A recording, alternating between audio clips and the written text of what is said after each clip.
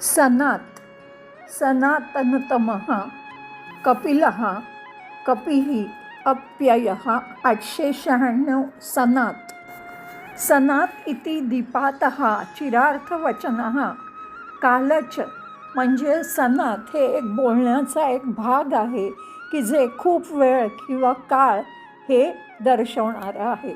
परस्य एव विकल्पना कापी, काहीजण त्याचीच अभिव्यक्ती अवतार, कारण काळसुद्धा त्याचीच अभिव्यक्ती अवतार प्रकटीकरण आहे म्हणून सनात असं खूप वेळ असं बोलायचा एक प्रघात आहे.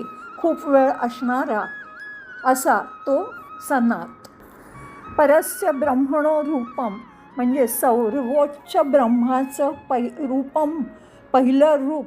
पुरुषा प्रथमम द्विज हे ब्रह्मा, पहिलं प्रकटीकरण हे ब्रह्मा हे असतं. व्यक्ताव्यक्ते व्यक्त आणि अव्यक्तांमध्ये तथैव तसेच अन्ये रूपे अन्य रूपाप्रमाणे कालहा तथा परम तस काळ हा परम किंवा सर्वोच्च आहे कारण तो कायम असतो. अनंत कालरूप आदी अंत न होणारं तत्व तोच आहे. काळ त्याला अनुकूलित करू शकत नाही. तो चेतना काल स्थान यांना प्रकाशित करतो. परिवर्तनहीन अपरिवर्तनीय असा जो तो सनात.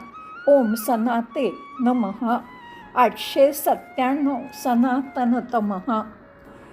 सर्व कारणत्वात सर्वांचं कारण असल्यामुळे विरिंचादिनाम म्हणजे ब्रह्मा आणि इतरांचं मूळ कारण असल्यामुळे अपि सनातना नाम म्हणजे सर्वांच्या आधीचा प्राचीन आहे.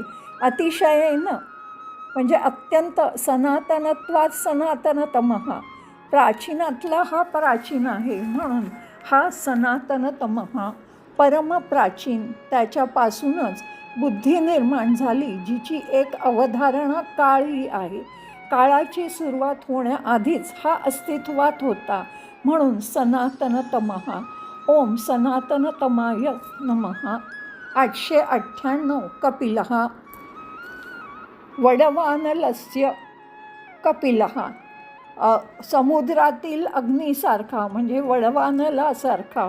कपिलः वर्णः तांबूस वर्ण इति तद्रूपी असा दिसणारा म्हणून तो कपिलः.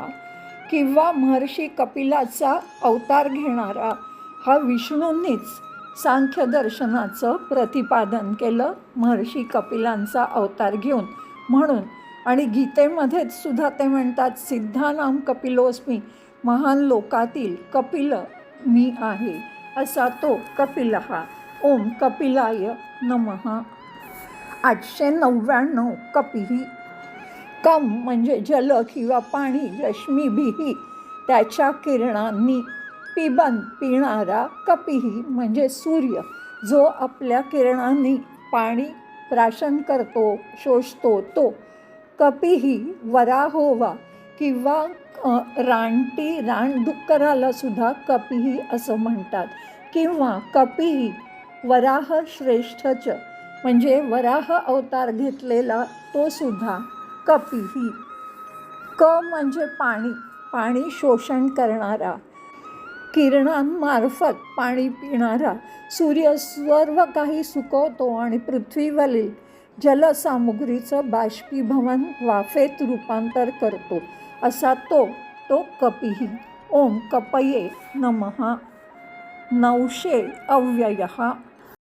प्रलये अस्मिन् अपियन्ति म्हणजे जेव्हा प्रलय होतो अस्मिन म्हणजे ह्याच्यात अपियन्ति जगन्ति म्हणजे सगळं जग ह्याच्यात प्रवेश करतं किंवा त्याच्यामध्ये मिसळून जातं असा तो अव्ययः.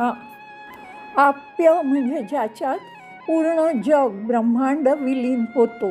जाणीवेमार्फत म्हणजे सर्वोच्च मनामार्फत कार्य करणारा. ब्रह्मांडाचा निर्माता ब्रह्मा आहे आणि प्रत्येक मन स्ववासनानुसार शासित होतं. ब्रह्मांडात कुलवासना म्हणजे कारण शरीर माया आहे जिच्या मार्फत तो परमेश्वर व्यक्त होतो. पण प्रलयकाळी सर्व अनुभवांचं विश्व हे त्याच्यातच विलीन होतं. असा जो ऱ्हास नसणारा, जो अक्षय आहे, असा जो तो अव्यय. ओम अव्ययाय नमः.